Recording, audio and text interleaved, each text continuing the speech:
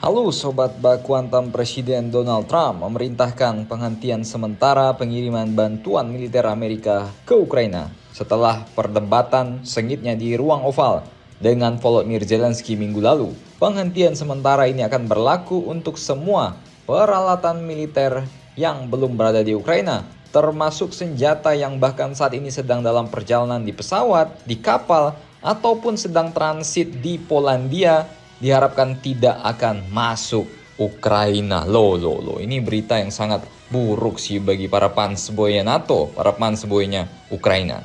Penghentian bantuan yang dilakukan setelah Paman Gober mengadakan serangkaian pertemuan dengan para pejabat tinggi keamanan nasional di Gedung Putih bisa berdampak buruk, mungkin berdampak parah pada kemampuan tempur Ukraina.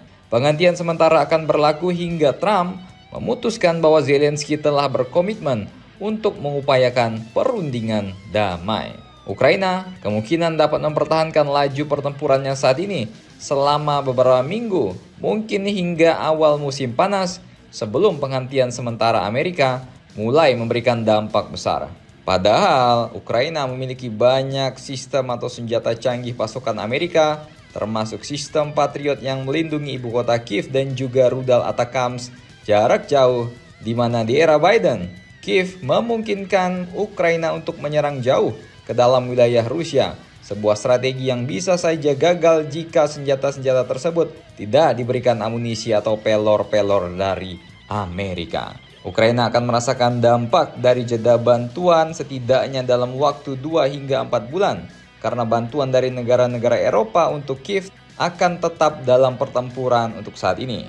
Gedung Putih sendiri membuat keputusan untuk menghentikan sementara bantuan militer ke Ukraina pada saat ini karena para pejabat berusaha mendapatkan pengakuan dari Zelensky tentang putusnya hubungan setelah ledakan dan adu bacot di ruang oval pada hari Jumat yang lalu. Menurut beberapa pejabat, Trump dan para pembantu seniornya berusaha mendapatkan pengakuan dari Zelensky, mungkin dalam bentuk permintaan maaf publik sebelum melanjutkan kesepakatan tentang mineral tanah jarang Ukraina yang hampir disetujui sebelum pertemuan pada hari Jumat. Menteri Luar Negeri Amerika Marco Rubio secara terbuka meminta Zelensky untuk meminta maaf atas kejadian hari Jumat, dan penghentian ini membuat Trump semakin jelas berselisih dengan sekutu tradisional Amerika Serikat di Eropa seperti Inggris dan Prancis yang menyatakan dukungan mereka terhadap Zelensky pada pertemuan puncak di London hari Minggu.